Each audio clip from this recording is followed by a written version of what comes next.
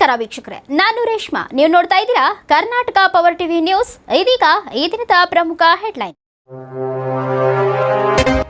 ಯಳಂದೂರು ಪಟ್ಟಣದ doctor B R Ambedkar ಭವನದಲ್ಲಿ ಸಮರ್ಪಣಾ ಫೌಂಡೇಶನ್ ವತಿಯಿಂದ ಆಧುನಿಕ ಭಾರತಕ್ಕೆ ಶಿಕ್ಷಣವೇ ಸಮೃದ್ಧ ಎಂಬ ವಿಷಯ ಕುರಿತು ವಿಚಾರ ಸಂಕಿರಣ ಹಮ್ಮಿಕೊಳ್ಳಲಾಯಿತು.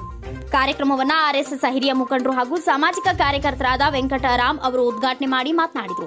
ವಿಷಯ ಮಂಡನೆಯನ್ನ ಸವಿವರವಾಗಿ ಸಂಪನ್ಮೂಲ ವ್ಯಕ್ತಿಗಳು ಹಾಗೂ ಸಾಧನಾ ಅಕಾಡೆಮಿಯ ಬಿ ಮಂಜುನಾಥ್ ಅವರು ಮಂಡಿಸಿದರು. ಕಾರ್ಯಕ್ರಮದಲ್ಲಿ ಸಮರ್ಪಣಾ ಫೌಂಡೇಶನ್ ಅಧ್ಯಕ್ಷರಾದ ಎಂಎನ್ ರಾಜು ಹಾಗೂ ತಂಡ, ವಿವಿಧ ಸಂಘಟನೆ ಮುಖಂಡರು, ಕಾಲೇಜು ವಿದ್ಯಾರ್ಥಿಗಳು ಮತ್ತು ಉಪನ್ಯಾಸಕರು ಹಾಜರಿದ್ದರು. ವರದಿಗಾರ Manikanta Nayak, Karnataka power TV news, Yelandur.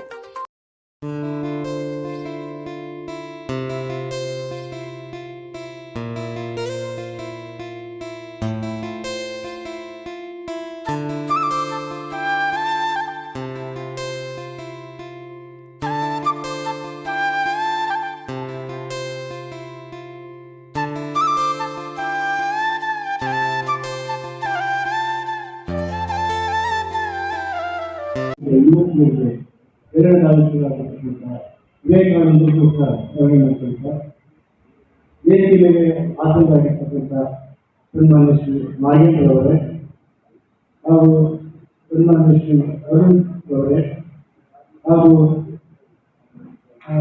ಸನ್ಮಾನ್ಯ ಶ್ರೀ ಈ ಮಂಜುನಾಥ್ ಅವರೇ ಹಾಗೂ ಚಂದ್ರಶೇಖರ್ ಅವರೇ, ಎಲ್ಲ ಇತರ ಗಣ್ಯರೇ, ಇಲ್ಲಿ ಸೇರಿರ್ತಕ್ಕಂಥ ವಿದ್ಯಾರ್ಥಿನಿ ಹಾಗೂ ವಿದ್ಯಾರ್ಥಿಗಳೇ, ಸಜ್ಜನ ಬಂಧುಗಳೇ, ಹಾಗೂ ಈ ಸಮರ್ಪಣಾ ಫೌಂಡೇಶನ್ ಸಂಚಾಲಕರಾಗಿರ್ತಕ್ಕಂಥ ಸನ್ಮಾನ್ಯ ಶ್ರೀ ರಾಜು ಅವರೇ, ಅನೇಕಾನೇಕ ಭಾಗವಹಿಸಿದೆ. ಇಷ್ಟು ದೊಡ್ಡ ಸಂಖ್ಯೆಯಲ್ಲಿ ಇರತಕ್ಕಂಥದ್ದು ನನ್ನ ಒಂದು ಕಾರ್ಯಕ್ರಮ ಅಂದರೆ ಎಲ್ಲರೂ ಮೊದಲು ಅಂತ ಅನ್ಕೊಂಡಿದ್ದೆ. ತುಂಬ ಚೆನ್ನಾಗಾಗಿದೆ, ತುಂಬ ಸಂತೋಷ. ಇಷ್ಟು ದೊಡ್ಡ ಸಂಖ್ಯೆಯಲ್ಲಿ ವಿದ್ಯಾರ್ಥಿಗಳು ಬಂದು ಭಾಗವಹಿಸಿರ್ತಕ್ಕಂಥದ್ದು ಈ ವಿಚಾರ ಸಂಕಿರಣ ಆಧುನಿಕ ಭಾರತಕ್ಕೆ ಶಿಕ್ಷಣವೇ ಸಮೃದ್ಧ. ಶಿಕ್ಷಣ ಬಹಳ ಮುಖ್ಯವಾದಂಥದ್ದು. ಎಷ್ಟೆಷ್ಟು ಪರ್ಸೆಂಟೇಜು ಶಿಕ್ಷಣ ಇನ್ನೂ ಆಗಬೇಕು. ಇದೀಗ ಮಂಜುನಾಥರು ನಮ್ಮನ್ನೆಲ್ಲ ಉದ್ದೇಶಿಸಿ ಈ ಒಂದು ಸನ್ಮಾರ್ಗವನ್ನು ತೋರಿಸೋದಕ್ಕಾಗಿ ಅವರ ನುಡಿಗಳನ್ನು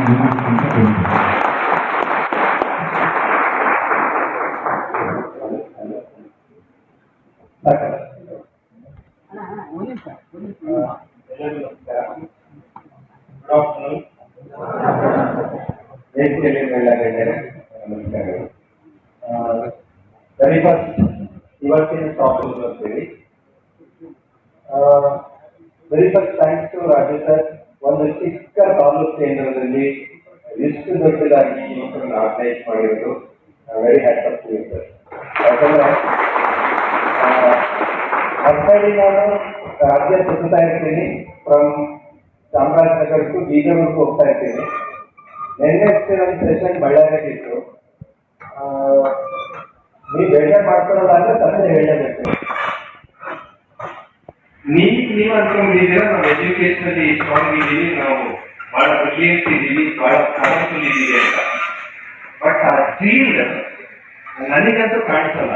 ಈ ಚಾಮರಾಜನಗರ, ಮೈಸೂರು, ಶಿವಮೊಗ್ಗ, ಚಿಕ್ಕಮಗಳೂರು ಎಲ್ಲೋದು ಆ ಸ್ಪಾರ್ಕ್ ಕ್ರಿಯೇಟ್ ಮಾಡೋಕ್ಕೆ ಯಾರು ಒಪ್ಕೊಂಡ್ಬಿಡ್ತೀನಿ ನಾನು.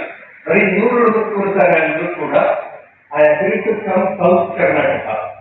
ನಾರ್ತ್ ಕರ್ನಾಟಕದ ಕಂಡೀಷನ್ ಅಪ್ಲೈ ಮಾಡ್ತೀವಿ ನಾವು. 1,000 ಹುಡುಗರು ಗೊತ್ತಾಗ್ಬಿಟ್ಟಿಲ್ಲ.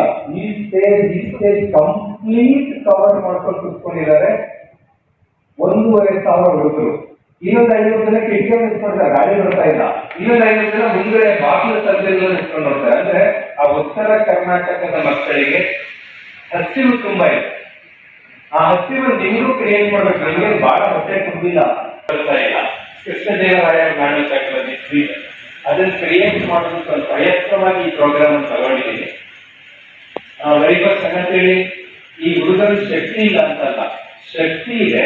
ಆ ಶಕ್ತಿಗೆ ಬೇಕಾದ ಒಂದು ಕಿಡಿ ಕಡಿಮೆ ಆಗಿದೆ ಅಂತ ಬೆಂಕಿ ಹಚ್ತೀವಲ್ಲ, ಅದ್ರ ಬಗ್ಗೆ ಮಾತಾಡ್ತಾ ಹೋಗೋಣ. ವೆರಿ ಫಸ್ಟ್ ಈ ಟಾಪಿಕ್ ರಿಲೇಟೆಡ್ ಆಗಿ 1 hour ಮಾತಾಡ್ತೀನಿ. ನೀವು ಎಷ್ಟೊತ್ತು ಪಾಠ ಕೇಳಿ ಅಭ್ಯಾಸ ಇದೆ ಅಂತ ಗೊತ್ತಿಲ್ಲ ನಮಗೆ. ನನ್ನ ಹ್ಯಾಬಿಟ್ ಫಸ್ಟ್ ಹೇಳ್ಕೋಬೇಕಲ್ಲ ನಿಮಗೆ. ನಾನು UPSC ಕ್ಲಾಸ್ ಮಾಡಕ್ ಹೋದ್ರೆ, IAS ಕ್ಲಾಸ್ ಮಾಡಕ್ ಹೋದ್ರೆ ಬೆಳಿಗ್ಗೆ 9 ಗಂಟೆ ಕ್ಲಾಸ್ ಸ್ಟಾರ್ಟ್ ಆಗಿದೆ. 9 ರಿಂದ 12 ಗಂಟೆವರೆಗೂ ಕಂಟಿನ್ಯೂ ಕ್ಲಾಸ್. 12 ಗಂಟೆ ಒಂದು ಬ್ರೇಕ್ 15 ನಿಮಿಷ. 12 ಕಾಲಿಂದ 2 ಕಾಲವರೆಗೂ ಮತ್ತೆ ಕ್ಲಾಸ್. ಮತ್ತೆ 3/4 ಗಂಟೆ ಲಂಚ್ ಬ್ರೇಕ್ 3 ಗಂಟೆವರೆಗೂ. 3 ಗಂಟೆಯಿಂದ 6 ಗಂಟೆವರೆಗೂ. ಅಂದ್ರೆ ಒಂದು ದಿನಕ್ಕೆ 8 ಗಂಟೆಗಳ ಕಾಲ ಒಬ್ಬರೇ ಎಷ್ಟು ಪಾಠ ಮಾಡೋದು, 8 ಗಂಟೆಗಳ ಕಾಲ ಒಬ್ಬರೇ ವಿದ್ಯಾರ್ಥಿ ಕೇಳ್ಕೋಬೇಕು. ಅಂದ್ರೆ ನೀವೇ ಕೇಳ್ಕೋಬೇಕು. ನಿಮಗೆ ಕ್ಲಾಸ್ ರೂಮ್ ಅಲ್ಲಿ ಹೆಂಗ್ ಹ್ಯಾಬಿಟ್ ಇರುತ್ತೆ ಅಂದ್ರೆ 8 ಗಂಟೆಗೆ ಎಷ್ಟು ಚೇಂಜ್ ಆಗ್ತಾ ಇರ್ತಾರೆ, ಅದಕ್ಕೆ ಸೆಟ್ ಆಗಿರ್ತೇವೆ ನೀವು. ಅವ್ರು ಹೋಗಿ ಬರೋದು 5 ನಿಮಿಷ ಮಜಾ ಮಾಡ್ತಾ ಇರ್ತೀರ. ಬಟ್ ಕೋಚಿಂಗ್ ಅಲ್ಲಿ ಹಂಗೆಲ್ಲ ಇರೋದಿಲ್ಲ. 8 ಗಂಟೆ ಒಬ್ಬರೇ ಎಷ್ಟು ಪಾಠ. ಬ್ಲಾಕ್ ಶರ್ಟ್ ಇದ್ರೆ ನೀವೇ ಯಾವುದು ನಿಜವಾದ ಸಂಪತ್ತು ಹಲೋ ಪೀಪಲ್, ಜನ ಸಂಪತ್ತು ಅಂತ ಇವ್ರು ಹೇಳ್ತಾ ಇದ್ದಾರೆ. ನೀನು ಬಾಯ್ಸ್ ಟೀ ಶರ್ಟ್ ನಿನ್ ಪ್ರಕಾರ ಯಾವ್ದು ಇಂಪಾರ್ಟೆಂಟ್? ಪೀಪಲ್, ಜನನೇ ಇಂಪಾರ್ಟೆಂಟ್. ಜೋರಾಗಿ ಹೇಳ್ಬಿಟ್ರೆ ಆಯ್ತು. ಈಗ ಫಸ್ಟ್ ಭೂಮಿ ಸಿಕ್ಕಾಪಟ್ಟೆ ಭೂಮಿ ಇಟ್ಬಿಟ್ರೆ ಆರಾಮಾಗಿ ನಾವಲ್ಲಿ ಶಿಲ್ಟಿ ಗಿಲ್ಟಿ ಬೆಳ್ಕೊಂಡು ದುಡ್ಡು ಮಾಡ್ಬೋದು. ಭೂಮಿ ಇಂಪಾರ್ಟೆಂಟ್ ಅಂತ ಹೇಳ್ತಾರೆ. ಅಂದ್ರೆ ನಮಗೆ ಗೊತ್ತು ಜಮೀನಿದ್ದವರು ಶ್ರೀಮಂತರು ಇರ್ತಾರೆ, ಜಮೀನು ಇಂಪಾರ್ಟೆಂಟ್ ಅಂತ ಇವ್ರು ಅಂತಾರೆ. 4 ಇಂಪಾರ್ಟೆಂಟ್. ಭೂಮಿ, ಶ್ರಮ, ಬಂಡವಾಳ, ಸಂಘಟನೆ ಎಲ್ಲದೂ ಇಂಪಾರ್ಟೆಂಟ್. ಎಕನಾಮಿಕ್ಸ್ ಕಲ್ಸ್ಕೊಡೋದು ಇದನ್ನೇ.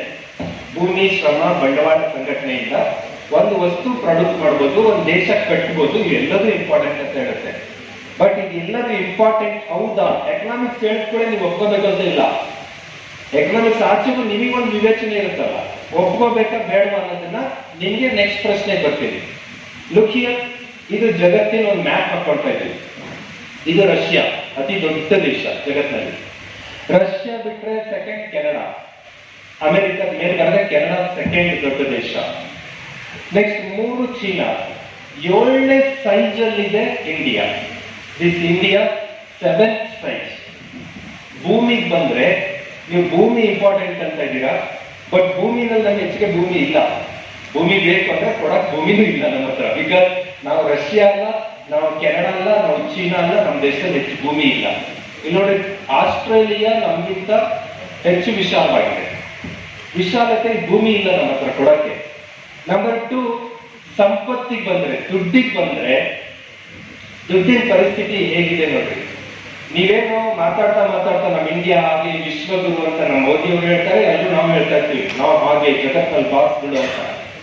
ಬಟ್ ಎಲ್ಲಿದೆ ದುಡ್ಡು ನಿಮ್ಮ ಹತ್ರ? ನಿಮ್ಮ ಹತ್ರ ಮೀನ್ಸ್ ನಮ್ಮ ಹತ್ರ ಇಂಡಿಯನ್ಸ್ ಹತ್ರ ಎಲ್ಲಿ ದುಡ್ಡಿದೆ? Look here, $28 trillion economy